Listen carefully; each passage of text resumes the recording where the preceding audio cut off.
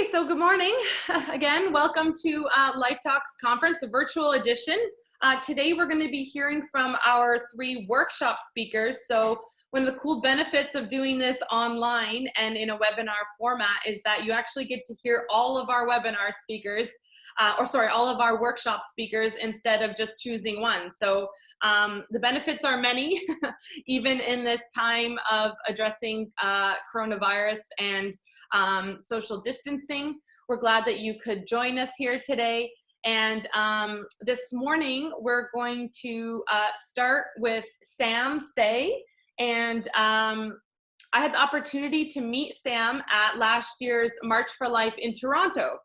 So some of us went to Ottawa and some of us went to Toronto to sort of participate in both experiences, which we were very thankful for. And Sam was actually up there on the at the podium sharing his story. So we were inspired by him, and we wanted to share that experience with you as well at this year's Life Talk. So Sam, if you want to connect with us while you're doing that, I'll just say that there's lots of opportunities with Halton Alive. If you're kind of joining us for the first time, we are an organization that's committed to education and resources in our community that help you become better ambassadors for life, more intelligent, with the right kind of attitude and perspective and the skills and tools that you need. So when you connect with Halton Alive, you'll find that sort of thing. And we're just so thankful to have such a great community here today. We had over 100 registrants, so that's really exciting. Welcome, Sam. Hi, we see you on the screen. So thank you for joining us this morning, Sam. I don't know if this is early for anyone on a Saturday morning, but hopefully you've all had your coffee. And Sam, I'm just going to let you sort of introduce yourself, and you can launch into your presentation, and then we'll take questions after. So go okay. To you, Sam. Okay. Yeah, honestly, it's an honor to be speaking somewhat in front of you all today. It's obviously originally we wanted to be speaking to people in person, but obviously because of the coronavirus, we've had to adapt things a little bit. And like many of you, I'm praying for people who are sick right now and who are dying. And right now the whole world is protecting vulnerable people from the coronavirus, but and of course that's very important, but even this morning as I speak, abortion clinics are still open. Abortion clinics are still killing babies, and because of that, pro-life advocates like myself and some of the speakers you'll be hearing today are still at work. If babies can be killed today, then babies can be saved today too. So I'm generally very thankful that you would open your homes. Some of you, I'm sure, are listening from maybe your living rooms or your bedrooms and things like that, and you're all in your comfortable clothing. Right now, I'm wearing a shirt, but I'm wearing shorts at the same time too. And I've never delivered a talk in my shorts before, so I can get kind of used to this a little bit. But yeah, I am. My name is Samuel Say. I'm a blogger at slowtowrite.com. I blog about Christian theology, my experiences as a Ghanaian Canadian, and how those two things shapes my understandings on culture. I am also a community liaison at the Canadian Centre for Bioethical Reform, or CCBR for short. And my role is really about connecting churches to CCBR, but I also speak at various places like schools, churches, major streets, and today webinars. So, so I do a number of different things at CCBR, but in many ways though, my articles and my pro-life advocacy are one and the same. If it wasn't for identity politics, I wouldn't have a blog. And that's really the title of today's article, right? Is that it's really about identity politics is a threat to human rights and the pro-life movement. And I hope that as I really kind of dive into the topic, you'll come to understand why I would say something like that. But like I said, my articles and my pro-life advocacy to me are really one and the same. I'm fighting, I think, the same issue. So, I started my blog 5 years ago, And I originally started it because I wanted to explain to my friends that, that identity politics is full of deception and, I would say, destructive ideologies. And frankly, as it relates to the abortion issue, the most destructive and deceptive version of this is feminism. Feminism is why abortion is legal.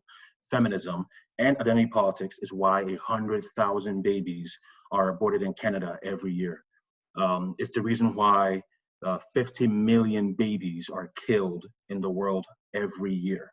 Not 15 million, 50 billion, right? 50 billion preborn babies get killed every year because of abortion, because of feminism, because of identity politics. If identity politics was simply about affirming that we're all members of one race with different ethnicities, with different experiences, with different cultures, with unique privileges and challenges, it would be a correct and helpful ideology, right? We would all agree that that's a helpful and really just basic truth that we would all can get behind. But that's not what it is. That's not what identity politics is.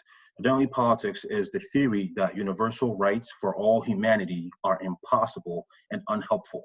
It's the belief that a society should be made up of laws that protect the interest of some groups at the expense of the rights of individuals. In identity politics, universal and human rights are insignificant. Life and liberty for all humanity are not important. It's really about privilege and power for some groups, or privilege and power for specific identities. So whether it's Black people, white people, people, whether it's women, men, it's very much based on your identity. And also it's very important that you also understand that in identity politics, laws and policies are implemented based on the interest of people who share the same skin color, ethnicity, class, or gender. And for that reason, there are varying, different, and even conflicting versions of identity politics. So for instance, despite their ideological and political differences, Black Lives Matter, or the Black nationalist, or white nationalist, and the alt-right are both examples of groups that pursue special provisions for their respective groups. They are both examples of identity politics. And I mention white nationalists intentionally because white supremacy is actually the first major version of identity politics in the West, and particularly North America, so Canada and America. Because for centuries, white supremacists in America and Canada produced laws and policies that maintain white people's interest over the lives and liberties of Black people, Indigenous people, and other groups of people. White supremacists justified slavery because they believed it benefited the interest of white people. They also believed in segregation because in their mind, it benefited the interest of white people. It's the same reason why they performed eugenics and oppressed other non-white people, because in their mind, it benefited white people. Again, not all groups, but just white people. Now, some of us might think that the abolitionists and the civil rights movement were a type of identity politics that stopped slavery and segregation, but that's not true. Remember, identity politics is the belief that some groups of people should be given socioeconomic power that benefits their own unique interest. That's not what the abolitionists and civil rights movement were about. That's not what they wanted for Black people. We know this because they didn't appeal to Black people's skin color or their so-called racial identity as Black people to fight systemic racism. They appealed for the American Constitution, for universal rights, for basic human rights. They didn't say that Black people deserved special privileges because of their identity. They didn't say that Black people should have more rights or less rights than any other person. Instead, they said that Black Americans should enjoy the same rights as Americans, the same rights as other Americans, the same rights as white people, white men, white women. So essentially they rejected identity politics. In one of his final speeches, Frederick Douglass said, "I have no hesitation in telling you that I think the colored people and their friends make a great mistake in saying so much of race and color. I know no such basis for the claims of justice." He continues, "I do now and always have attached more importance to manhood than to mere kinship or identity with any variety of the human family. Race, in the popular sense, is narrow. Humanity is broad. The one is special, the other is universal. The one is transient, the other is permanent. It was not the race or the color of the Negro that won for him the battle of liberty. That great battle was won not because the victim of slavery was a Negro, but because the victim of slavery was a man and a brother to all other men, a child of God, and he could claim with all mankind a common father, and therefore should be recognized and entitled to justice, liberty, and equality before the law. Man saw that he had a right to liberty, to education, and to an equal chance with all other men in the common race of life and in the pursuit of happiness." I'm just going to drink my water here for a second. But for Frederick Douglass, abolitionism wasn't about helping Black people. Now, of course, he didn't hate Black people. He wanted to help Black people, but he wanted to help Black people by pursuing justice for all people, not just Black people. It wasn't about protecting the interests of Black people. It wasn't about protecting equality of outcome for Black people. It wasn't about identity politics. It was about justice for all. It was about life and liberty for all. It was about equality under the law for all people, including Black people. It was about human rights for all, not identity politics. And Frederick Douglass is oftentimes referred to as the father of the civil rights movement. But you could say that his ideological son of sorts is Martin Luther King Jr., right? Him and the civil rights movement, they also appealed to universal rights, not identity politics as a basis for justice for Black Americans. Martin Luther King Jr. said, "When the architect of our republic wrote the magnificent words of the Constitution and the Declaration of Independence, they were assigning a promissory note to which every American was to fall heir. This note was a promise that all men, yes, Black men, as well as white men, would be guaranteed the unalienable rights of life, liberty, and the pursuit of happiness." He continues, "We must all learn to live together as brothers, or we will all perish together as fools.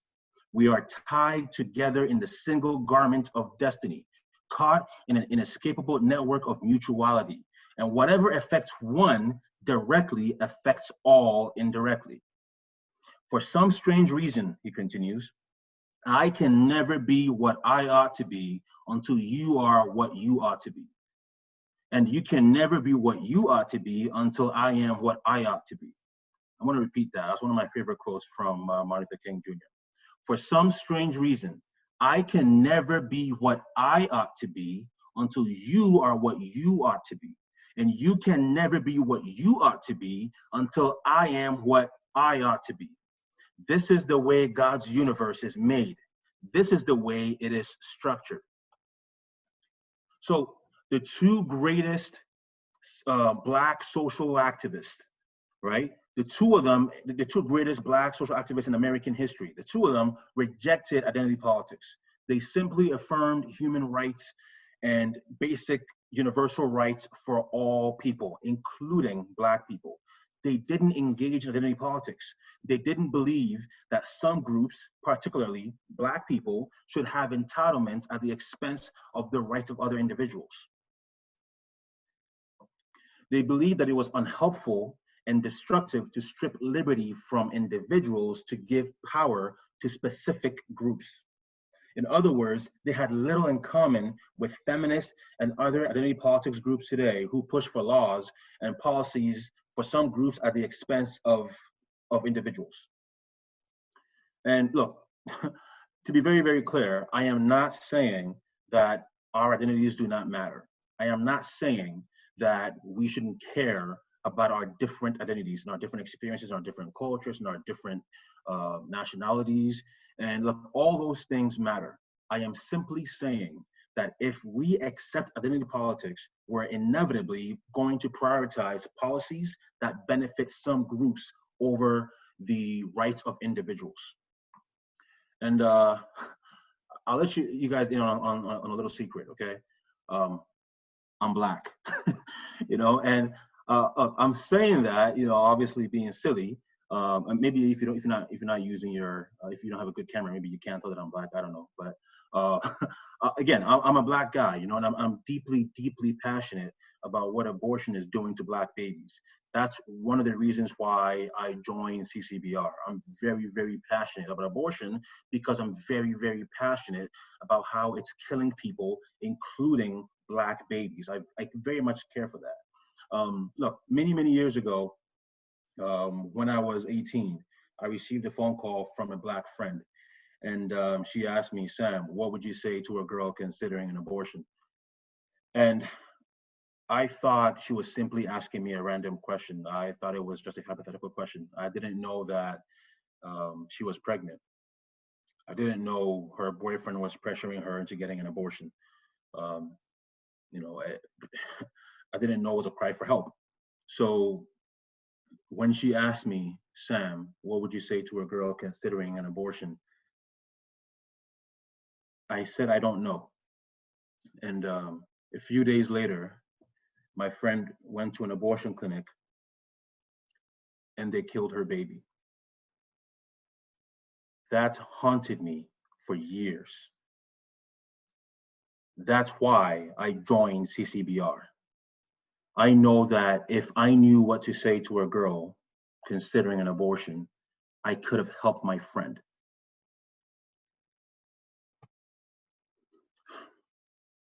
So that's why 2 years ago, I joined CCBR and I'm now a pro-life advocate.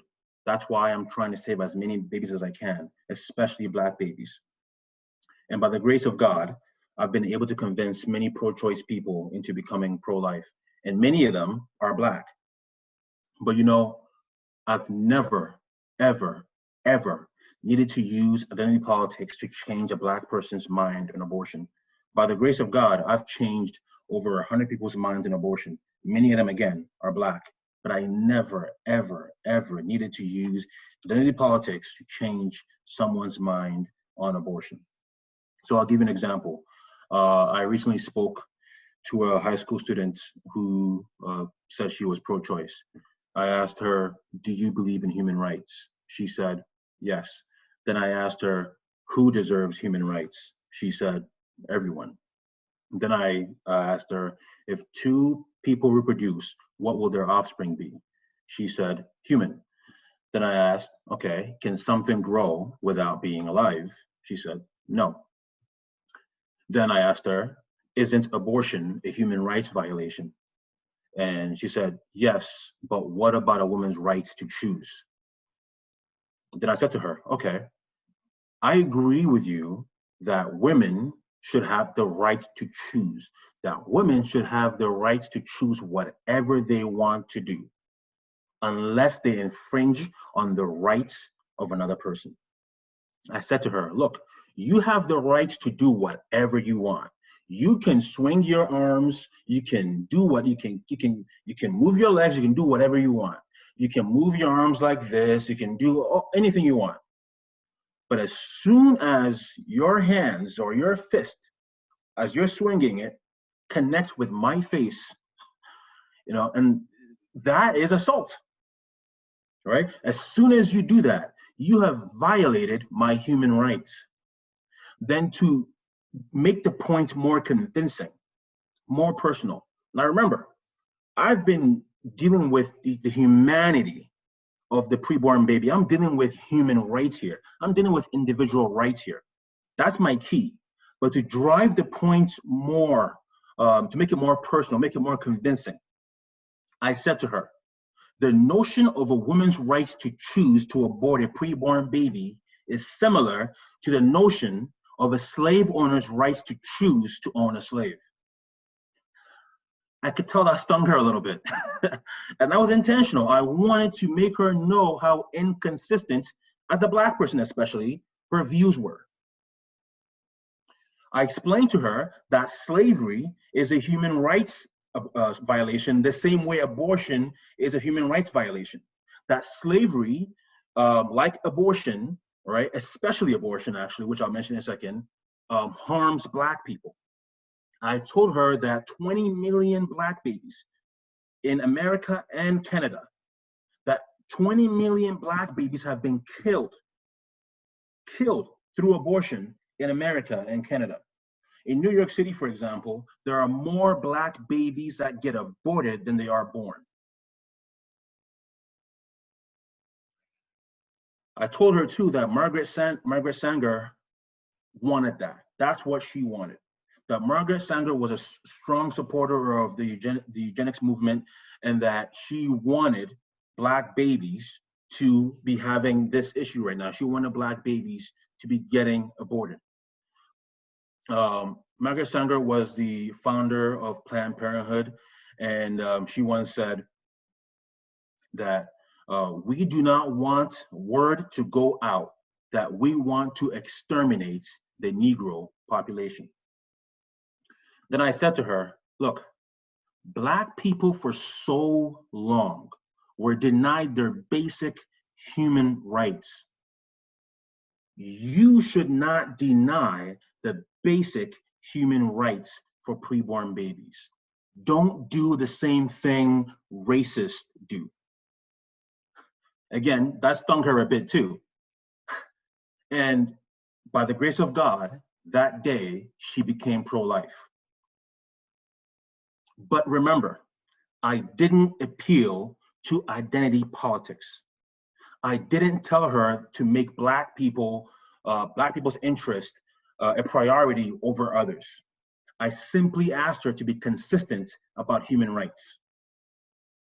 And you know, one of my roles at CCBR is to reach out to churches that are not involved in the pro-life movement. This includes, you know, churches that we would label or people would label as visible minorities. Now, by the way, I hate that term. I really dislike that term, visible minorities, because, anyways, that's a whole different issue. But just for, you know, just because that's what most people in Canada refer to non-white people, really. You know, part of my job is really, and again, it's my passion. I'm really, really passionate about getting more people into the pro-life movement.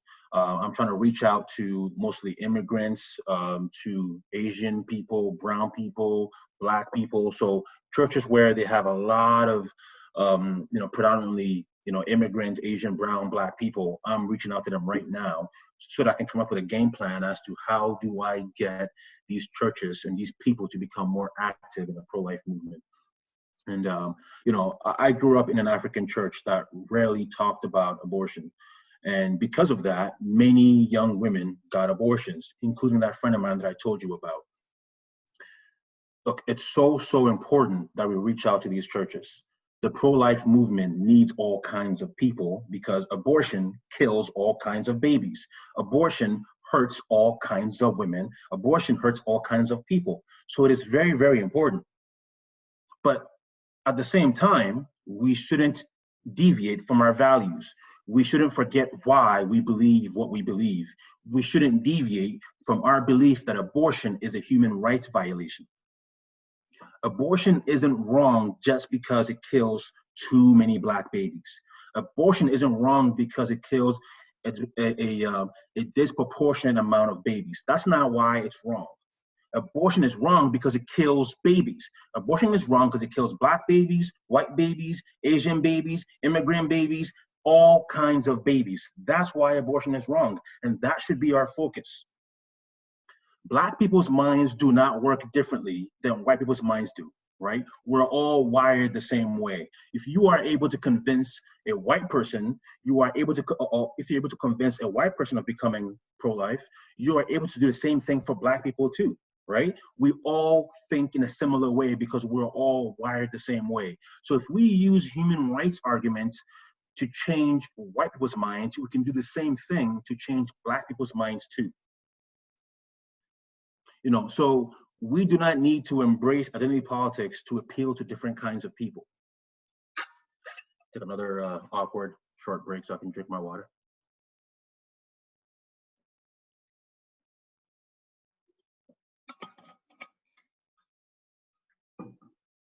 So as I was saying, we don't need to embrace identity politics, right? The pro-life movement, we don't need that. If anything, that harms us. But there's a real temptation to do that, right? It's very tempting. Look, I get a lot of angry comments from many people, you know, who tell me that they think I don't really care about Black babies. They tell me that they don't think I'm really pro-life.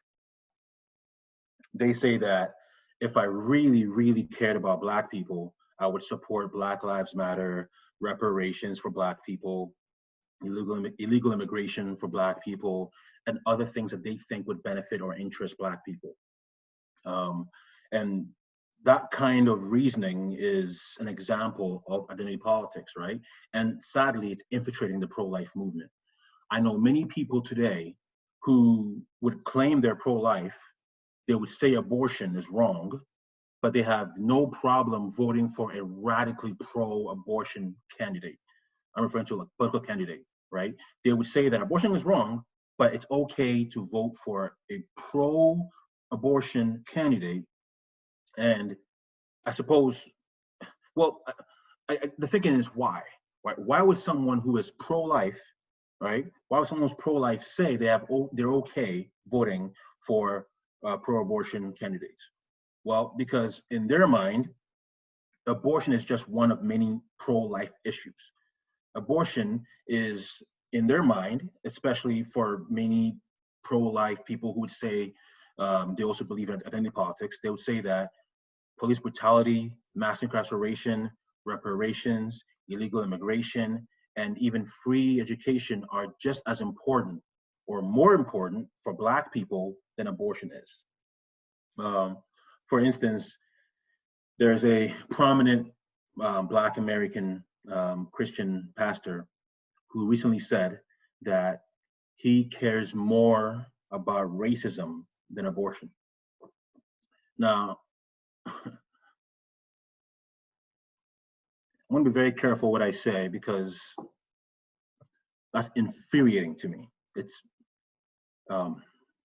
look, I hate racism. I shouldn't have to preface with that before I say what I'm going to say. I hate racism. But let's suppose, right? And the reason why the pastor was saying that is because in his mind, police brutality, you know, is, you know, racism is killing a lot of Black people. Now, of course, one Black person or any person that gets killed or murdered, any person that gets killed by a police officer in an unlawful or unjust way, that's wrong. Racism is wrong. I've experienced racism before, and nobody likes it. It's horrible.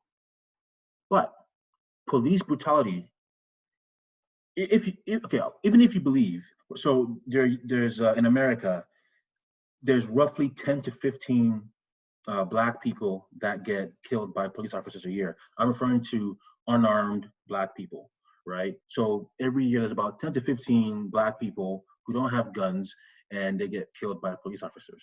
Now, there is a legitimate argument that perhaps none of them were because of racism. Maybe it was just bad policing. Maybe the police were justified. I don't know, right? But let's assume, for the sake of argument, that the 10 to 15 Black Americans that get killed every year by cops, let's assume that they were killed because of racism.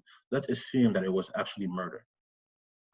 If that's the case, that's still 10 to 15 Black people who get killed every year by cops because of racism. Again, assuming that's the case, right? Abortion kills 300,000 Black babies a year. 300,000. Today in America, there are going to be a lot more than 10 to 15 Black babies being killed by abortion.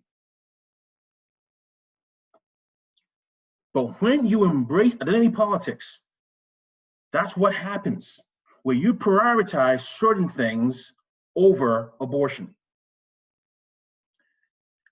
That same pastor in 2016, in the American election, he said that he believes that Bernie Sanders was the best candidate for not Americans, but for Black Americans. Even though Bernie Sanders is one of the most radically pro-abortion politicians in America. But again, you say that and you think that way when you embrace identity politics. When you do that, you elevate other issues to the same level as abortion. And by doing that, you make abortion less of a priority and less of the biggest human rights violation of our time. And there's a group called the AND Campaign. You know, by AND, it's the AND campaign. And look, I don't find any pleasure in mentioning their name. I don't want to attack anybody. That's not what the point is here. But this is something that truly bothers me, and I think it's so much more harmful than helpful. It hurts me to say this, but I think their organization, unfortunately, is going to do more harm than help. They are a pro-life group and a social justice group led by mostly Black Christians. And on their website, they say that poverty, immigration reform, and mass incarceration are just as important as abortion. They recently produced a video where they label the pro-life movement. Now I'm going to repeat this again. They recently produced a video or an ad where they label the pro-life movement as protecting the unborn baby, but ignoring the mother. That's bad, but it gets worse. They say, or they label the pro-choice movement as protecting the mother, but ignoring the unborn baby. First of all, there are 4 times as many pregnancy care centers as there are abortion clinics in North America. 4 times as many clinics or care centers dedicated to helping mothers than there are abortion clinics trying to kill babies. 4 times as many. The pro-life movement isn't ignoring the mother. The pro-life movement helps mothers and saves their children. And saving a mother's baby is the best thing you can do for the mom. And look, this is really, really important. The pro-choice movement isn't protecting mothers, but ignoring the baby. That is ridiculous. That's not what they're doing at all. The pro-choice movement is not protecting mothers, but ignoring the baby. They are actually harming mothers and killing their babies. To be honest with you, to me, it's shocking that I have to say this to a pro-life group or a so-called pro-life group. But there is a big, big, big difference between ignoring a baby and killing a baby. Even if it was true, and it's not, but even if it was true that the pro-life movement was actually ignoring mothers, if that was the case, that would be unhelpful, right? But even if that was the case, being unhelpful is a lot better than actually harming babies, than actually killing babies, than actually ripping their babies, ripping their limbs apart and crushing their heads. That's what abortion does. So to me, it is shocking that a so-called pro-life group would commend the pro-choice movement and condemn the pro-life movement. But the AND campaign can say that because they've embraced identity politics. They've placed the interests of Black people or of women or of mothers to the same level as human rights. Now, again, I'm not saying we shouldn't help people. We should help everyone. But there's a big difference, again, between helping people and actually killing babies. Look, we can have a good argument or a good debate about what's the best way to help moms. We can have a good argument about what's the best way to help immigrants. Look, I'm an immigrant, but I also understand that immigration isn't on the same level as abortion. Look, when my mom and I came to Canada through immigration, we are so grateful. I've been here for 20 years now. I am so grateful. But you know what? If we got denied immigration by Canada, that wouldn't be an injustice. That wouldn't be a human rights violation, right? It's within the nation's rights and their privilege to say, look, we're sorry, but we just can't bring you here. That's okay. But it's not within a nation's rights and privilege to kill babies. Those are two different things. So again, if a nation wants to help people, good. But it's not the same thing as a nation killing people. We cannot elevate those two things. Look. So again, you can have disagreements on education. You can have disagreements on immigration. You can have disagreements on many, many things. But we cannot make abortion debatable. There is no moral. By creating a moral equivalency between pro-choice people and pro-life people, you make abortion obsolete. You make abortion unimportant. You make it just one of many issues.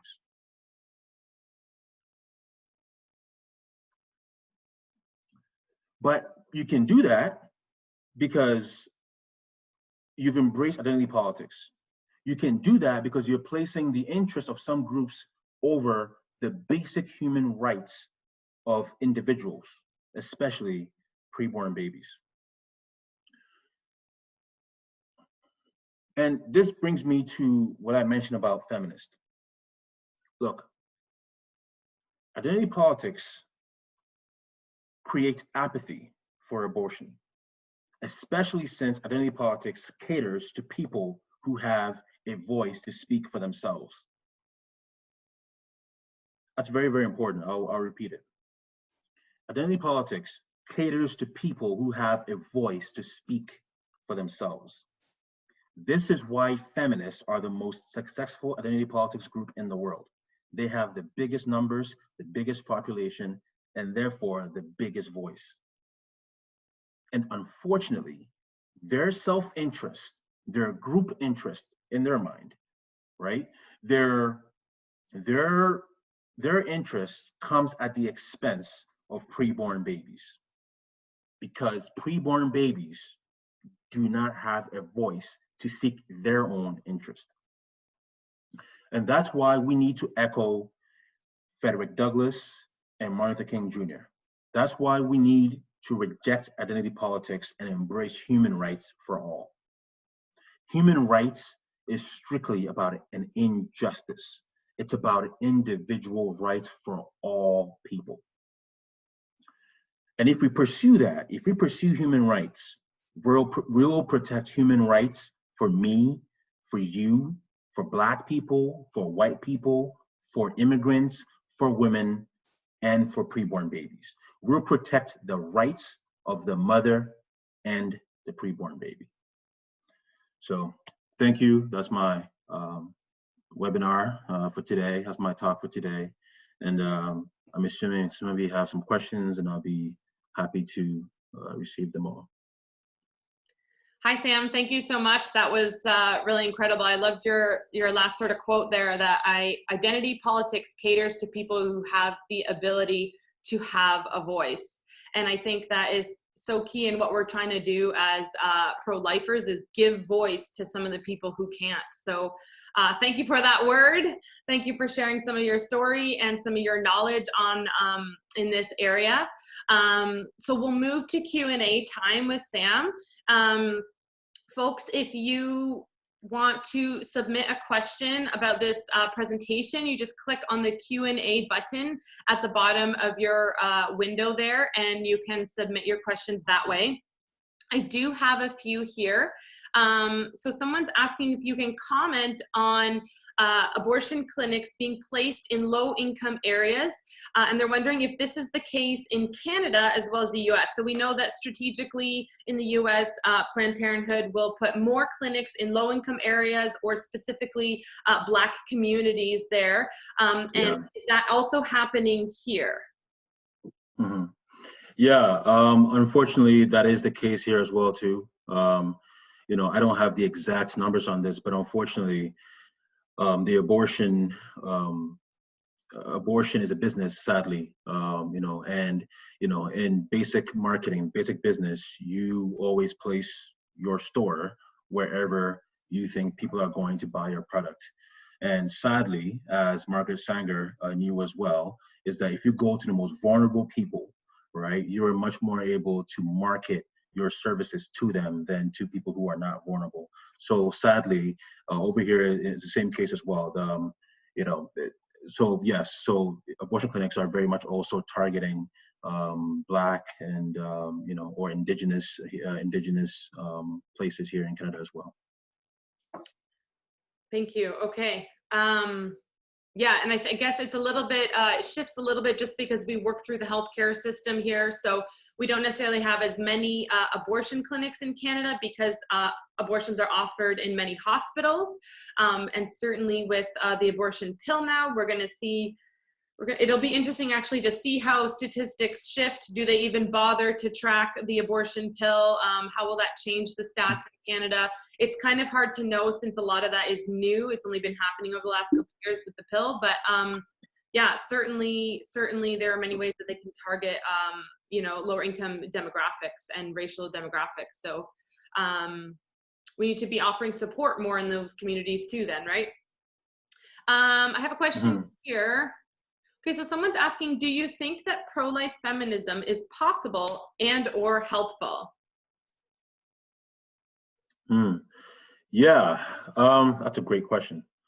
I think so long as, I mean, I suppose I don't know what that would look like, but so long as that, because look, you can call, there are many different versions of feminism, right? So first wave feminism was primarily about voting rights and you know, employment rights. It wasn't pro-abortion. So that kind of feminism, I'm all for. So if there's a feminism that is not going to strip liberty or the life of a preborn baby, I'm completely all for it. So in that case, then yes, there is a space for feminism, so long within the pro-life movement, of course, assuming that that feminism isn't going to be stripping liberty from preborn babies. Yeah, and I think if some of you were here last night, we heard from Leah Mills, who was talking about sort of the first wave of feminism and how they were actually pro-life and understood that, yeah, like you say, stripping the rights of the unborn was just as bad as stripping the rights of women, and that it was actually not helpful to women. It's in second and third wave feminism that we see that shift with the sexual revolution. So I think sometimes that question is tricky because it depends on what type of feminism you're talking about, right? But I guess the type of feminism that is driving home the point that women deserve rights because they are also human, like men, like, you know, anyone else, you know, and then we would apply the same concepts to the unborn and to any racialized community or other demographics. So I think what we're hearing here today a bit is it's really important to be clear about human rights and what you're standing for. You're not just trying to support women. You're not just trying to support unborn babies or white people or Black people, right? You're trying to say, look, the unifying force here is that we're all human beings. It's in our DNA, and that is the equalizer, right? And so that needs to apply broadly across all the various demographics and stages of development and all of that. Awesome. Okay, Amen. I'm gonna look for a couple more questions here.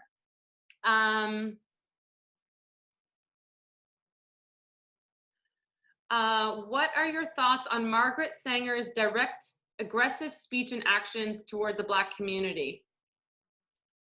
Can you repeat the last part? I think she's just Direct and aggressive.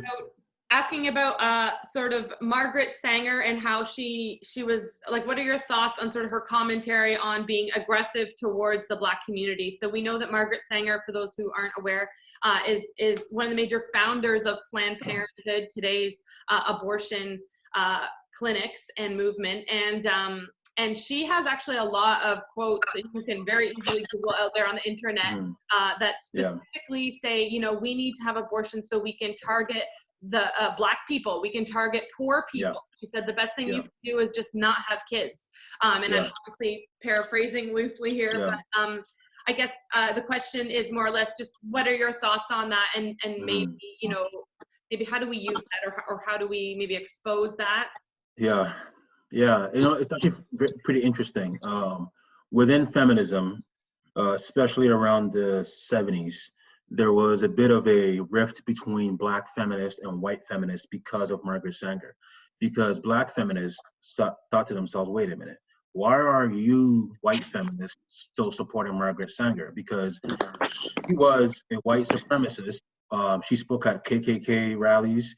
You know, her words too, she was very, very firm on, she believed in eugenics, right? So she targeted Black people because she thought that Black people, especially Black women, were feeble-minded and that they should be sterilized. So, you know, so her aggressive pushes for abortion in the Black community was primarily because she believed that Black women didn't deserve to breed, because she believed that Black women could only produce bad children, and that was really her entire agenda.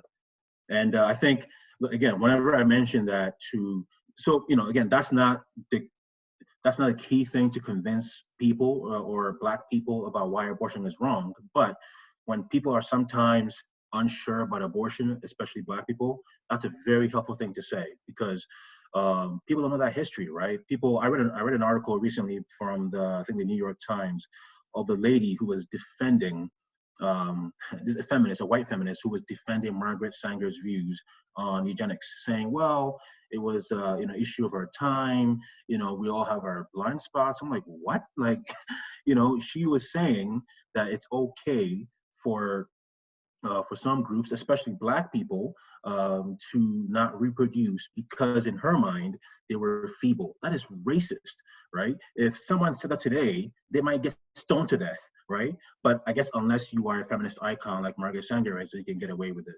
So it's very helpful to say that when we're trying to reach out to, you know, to Black people and Black groups.